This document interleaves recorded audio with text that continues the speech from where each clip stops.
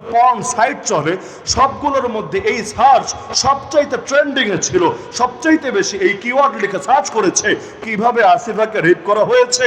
এটা ওরা সবাই মিলে দেখতে চায়, দেখে দেখে নিজেদের কামুক চাহিদা পূরণ করতে চায়। একটা জাতি কতটা জঘন্য হলে 6 বছরের একটা মেয়েকে নির্মমভাবে ধর্ষণ করে করে শহীদ করতে পারে, আবার সেই দৃশ্য দেখার জন্য সবাই ওত পেতে থাকতে পারে। এই দেশে সংখ্যালঘুর অধিকার নিয়ে কথা বলো, তাহলে তোমাদের স্কুলে কলেজে ভার্সিটিতে মেয়েদের হিজাব কেড়ে নেওয়া হয় কেন? আমাদের বোন মুস্কানকে আটকে ফেলা হয়েছিল জয় শ্রীরাম স্লোগান দিয়ে দিয়ে। হিজাব পরে নেকাবো না, হিজাব পরে ঢুকতে পারবা না তুমি শিক্ষাঙ্গনে, তোমাকে হিজাব খুলতে হবেই হবে। আল্লাহ তাকে সাহস দিয়েছেন, হিম্মত দিয়েছেন, এতগুলো হিন্দুত্ববাদী নরপাষণ্ডের সামনে দাঁড়িয়ে প্রকাশ্যে তাকবীর দিয়েছে। কারণ ভাইয়েরা যখন চুপ হয়ে যায়, বোনদেরই তখন কাঁধে দায়িত্ব তুলে নিতে হয়।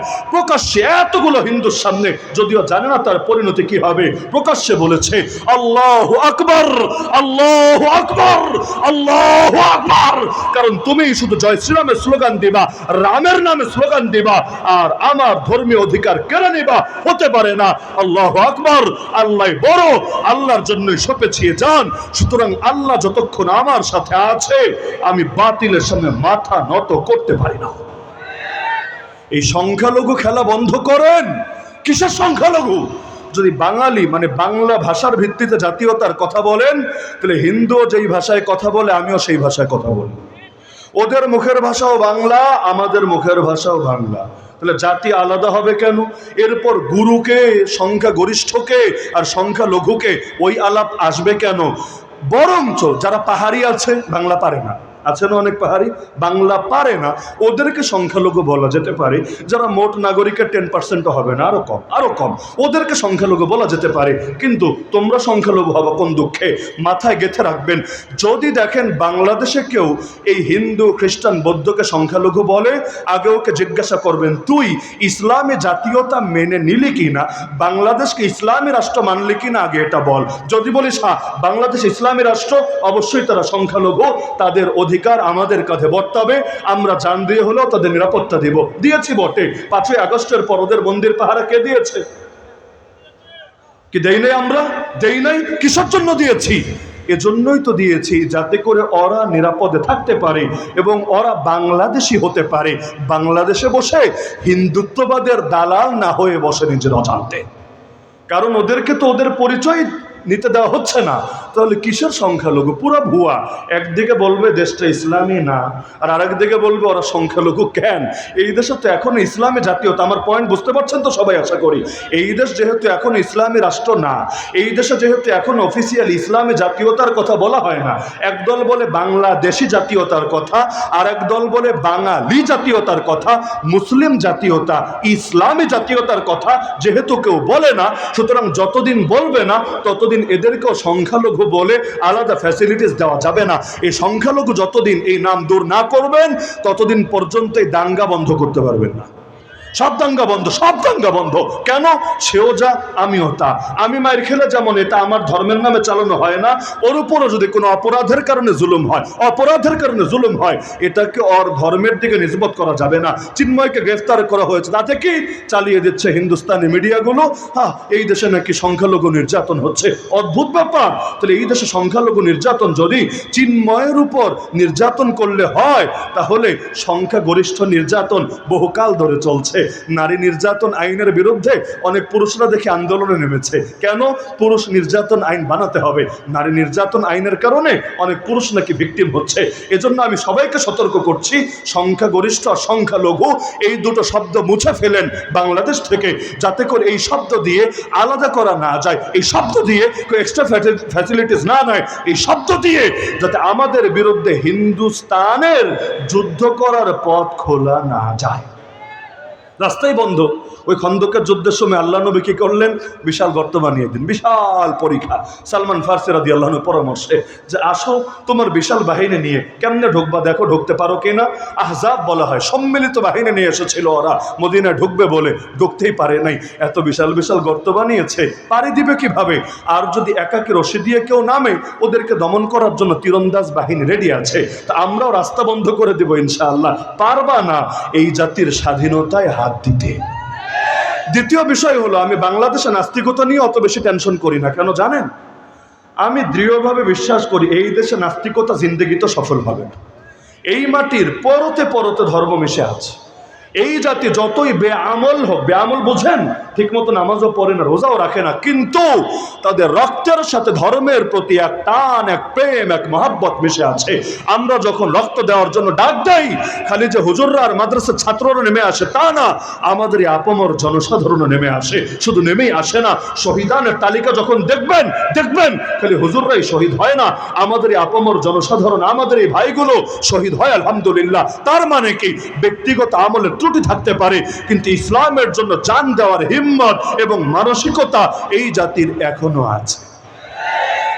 হিম্মত আছে বলেই তো আল্লাহ কবুল করে। আল্লাহ তো সবাইকে কবুল করে না। আমি কয়েকটা দিন ধরে শুধু এটা আর এটাই চিন্তা করছি।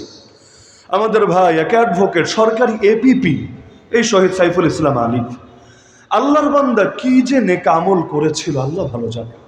কোন আমলের উসিলায় আল্লাহ তারে কবুল করেছে, অথবা কোন বুজুর্গের দোয়া জানে জীবনে পেয়েছে, না বাবার দোয়া না মার দোয়া। আপনি ভাবতে পারেন একজন সাধারণ মানুষ, যে বড় কোনো পলিটিক্যাল ফিগারও না, যে সেলিব্রিটিও না, যে পাবলিক ফিগারও না, যে পরিচিত মুখও না, এমনকি যে শহীদ হওয়ার আগে আপনার এই রেজিস্ট্রি মাঠে যত হাজার হাজার মানুষ আছেন, আমার ধারণা কেউ নামও শোনেন নাই কোনোদিন, কিন্তু তার জানাজা পড়তে লক্ষ লক্ষ লক্ষ মানুষের ঢল নেমেছে, যার মধ্যে হাজার হাজার আলেম আছে, হাফেজে কোরআন আছে, মুফতি আছে, মুহাদ্দিস আছে, ফকি আছে, শাইখুল হাদিস আছে, আল্লাহর কত ওলি আছে। ভাবতে পারেন, আরে কোটি টাকা দিয়েও তো এত মানুষকে জমা করতে পারবেন না জানাজার ভেতরে। এই কপাল কয়জনের হয়, কয়জনের? এই সবাই মিলে যখন দিল খুলে দোয়া করেছে আল্লাহর কাছে, আল্লাহুম্মা গফিরলি হাইয়িনা ওয়া মাইয়িতিনা ওয়া শাহিদিনা ওয়া গায়বিনা ওয়া সাগীরিনা ওয়া কাবীরিনা, এই শেষ পর্যন্ত যে লম্বা দোয়াটা করেছে, আল্লাহকে একজনের দোয়া কবুল করবেন না? কাউকে না কাউকে তো আল্লাহ ভালোবাসেন, কারো না কারো দোয়া তো আল্লাহ কবুল করবেন। আরে কারো সিলায় যে আল্লাহ মাফ করবেন, তাকে একদিনও হয়তো জাহান্নামের শাস্তি পেতে হবে না, একদিনের জন্য কবরের কষ্ট করা লাগবে না। এই কপাল কয়জনের জোটে আমিও তো জানি না আমার পরিণতি কি হবে। শুধু জানাজায় গিয়েছে তা না, এই যে গতকাল শুক্রবার গেল, এর আগের দিন বৃহস্পতিবার, বাংলাদেশের কয় কোটি মানুষ রাজপথে আন্দোলন করেছে। আপনারা আন্দোলন করেন নাই? গতকাল করেছে। শুধু আন্দোলন একদিন করেই তো শেষ না। আবরার ফাহাদের নাম যেমন অমর হয়েছে, আরে সাইফুল ইসলাম আলিফ নামটাও তো অমর হয়ে গেছে। হাজার বয়ান দিয়ে কি হবে? এর চাইতে বড় জাগরণ একজন তার রক্ত দিয়ে ঘটিয়েছে।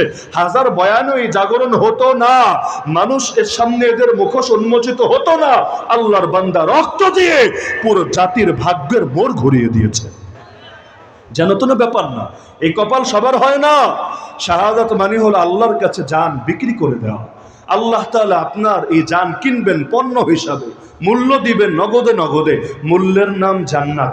ইন্নাল্লাহা আশতারা মিনাল মুমিনিনা আনফুসাহুম ওয়া আমওয়ালাহুম বিআন্না লাহুমুল জান্নাহ। ভাবতে পারেন এমন এক বাজার, যেই বাজারের ক্রেতা আপনি, যেই বাজারের বিক্রেতা আপনি, ক্রেতা হলেন স্বয়ং আল্লাহ। পণ্যের নাম জান আর মাল, আর মূল্যের নাম হলো জান্নাত। পণ্য দিতে দেরি, মূল্য বুঝিয়ে দিতে দেরি না। রক্তের প্রথম ফোঁটা মাটিতে গড়িয়ে পড়ার আগেই আল্লাহ মাফ করে দিবেন। শুধু মাফই করে দিবেন না, প্রাণটাকে নিয়ে একটা জান্নাতের সবুজ পাখির ভেতর ঢুকিয়ে দিবেন। এরপর বলবেন, ডানা মেলে মেলে উড়তে থাকো, জান্নাতের নাজ নেয়ামত ভোগ করতে থাকো। এমনকি আল্লাহ জিজ্ঞাসা করেন তাদেরকে, বান্দার কি চাও বলো তো? সারাদিন ওরাওরি করে জান্নাতের ফলফলাদি নেয়ামত ভোগ করতে থাকে।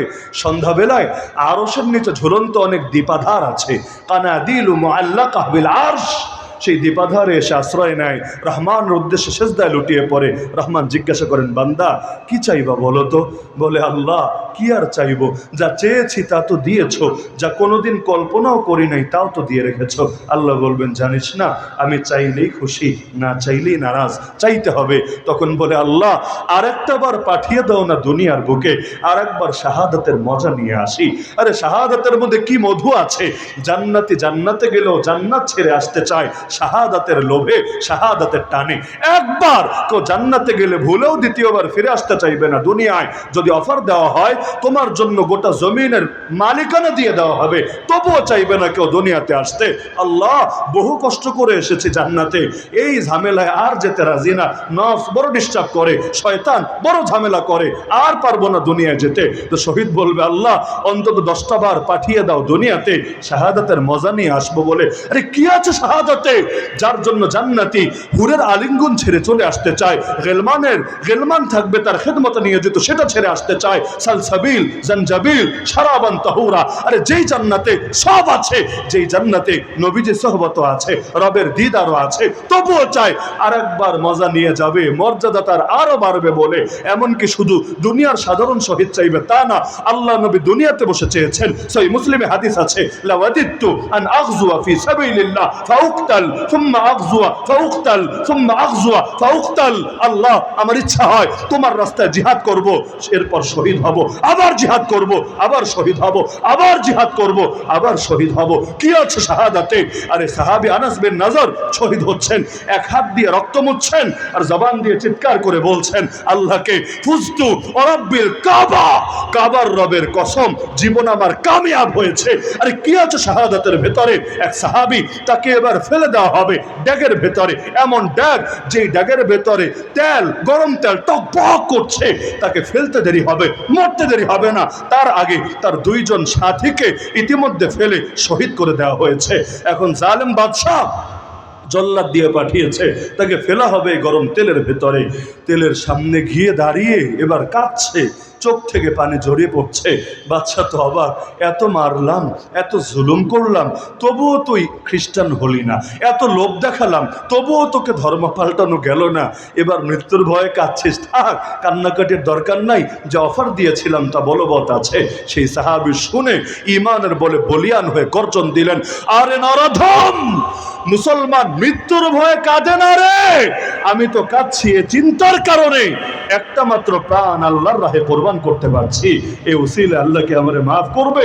হ্যাঁ, আমার গায়ে যেই পরিমাণ পশম আছে, এই পরিমাণ প্রাণ যদি থাকতো আর প্রতিটা প্রাণ আল্লাহর রাহে কোরবান করতে পারতাম, তাহলে না কিয়ামতের দিন একটা পুঁজি নিয়ে দাঁড়াতে পারতাম। এত সামান্য পুঁজি নিয়ে দাঁড়াবো আল্লাহর সামনে, বড় ভয় হচ্ছে, বড় টেনশন হচ্ছে, এজন্য চোখের পানি ধরে রাখতে পারছে না, চোখ থেকে পানি গড়িয়ে পড়ছে। খুবাইব রাদিয়াল্লাহু আনহুকে শুলিতে চড়িয়ে শহীদ করবেন, শেষ সময়ও ঠান্ডা মাথায় কবিতা আবৃত্তি করছে, ফালাস্তু উবালি হিনা উকতালু মুসলিমা আলা আইয়ি জামবিন কানা লিল্লাহি মাসরাই ওয়া যালিকা ফি যাতিল ইলাহি ওয়া ইন ইয়াশা ইউবারিক আলা আওসালি শিলওয়িন মুমাজ্জাই। আল্লাহর জন্য যখন আমার জান কুরবান হচ্ছে, আমি মুসলমান হিসাবে যখন মরতে পারছি, শহীদ হতে পারছি, আমার কোনো পরোয়া নাই আমাকে যে মারা হবে, এরপর আমার লাশ কোথায় ফেলে রাখা হবে, কোনো পরোয়া নাই। কারণ আল্লাহর জন্য যখন জান কুরবান হচ্ছে, আল্লাহ আমার টুকরা টুকরা অঙ্গের ভেতরে বরকতের বাড়িধারা নাজিল করে দেবে। খায়বারের যুদ্ধের পর আল্লাহ রাসূল গনিমত ভাগ করছেন, সব যোদ্ধাকেই তো গনিমত দেওয়া হবে। এর মধ্যে এক বেদুইন আছে, বেদুইন মরুভূমিতে থাকে, মরুচারে জীবনযাপন করে, গনিমত ভাগের সময় সে ছিল না, পরে আসলো। নবী বললেন, এই যে এটা তোমার ভাগের সম্পদ, যাও নিয়ে যাও। সবাক, ইয়া রাসূলুল্লাহ কি বলেন এগুলো? আলা হাযা ইত্তাবাতুকা, আমি কি মালের জন্য, মালের উপর আপনার অনুসারী হয়েছে নাকি? এটা দিয়ে আমি কি করব? আল্লাহ রাসূল বলেন, আচ্ছা কি জন্য তুমি এসেছো? বললো, ইয়া রাসূলুল্লাহ আমি তো এসেছি এজন্য, এই যে আমার গলার মাঝে এই জায়গাটা, এখানে জালেমের একটা তীর এসে বিদ্ধ হবে, আমি ছটফট করতে করতে শহীদ হব। কিয়ামতের দিন যখন রব্বুল আলামিনের সামনে দাঁড়াবো, রব্বুল আলামিন তখন এটা দেখে আমাকে মাফ করে দিবেন, আমাকে জান্নাত দিয়ে দিবেন। এই কথা তিনি বললেন। কিছুক্ষণ পর আবার লড়াই শুরু হলো, লড়াইয়ের ময়দানে নেমে গেলেন। আল্লাহর কি কুদরত, যুদ্ধ শেষে সব শহীদের লাশ একসাথে যখন রাখা হলো, দেখা গেল গলার ঠিক যেই জায়গা দেখিয়েছিল, ওই জায়গা বরাবরই তীরবিদ্ধ হয়ে শহীদ হওয়ার সৌভাগ্য লাভ করতে পেরেছিল। ইন্না মিন ইবাদিল্লাহ মান লাউ আকসামা আলাল্লাহি লা আবাররা, আল্লাহর কিছু বান্দা এমন আছে, আল্লাহ নামে কসম করে যখন কোনো কথা বলে, আল্লাহ নিজে তাদের কসমের লাজ রক্ষা করে। সুতরাং আমাদের সবাইকে কয়েকটা বিষয়ে এক প্ল্যাটফর্মে আসতে হবে। 1 নম্বর হলো, আমাদের জীবনের চাইতে মৃত্যুকে বেশি ভালোবাসতে হবে। এই মৃত্যু যতদিন আসবে না, রবের সঙ্গে আমাদের যে পর্দা পড়ে আছে, পর্দা সরবে না, পর্দা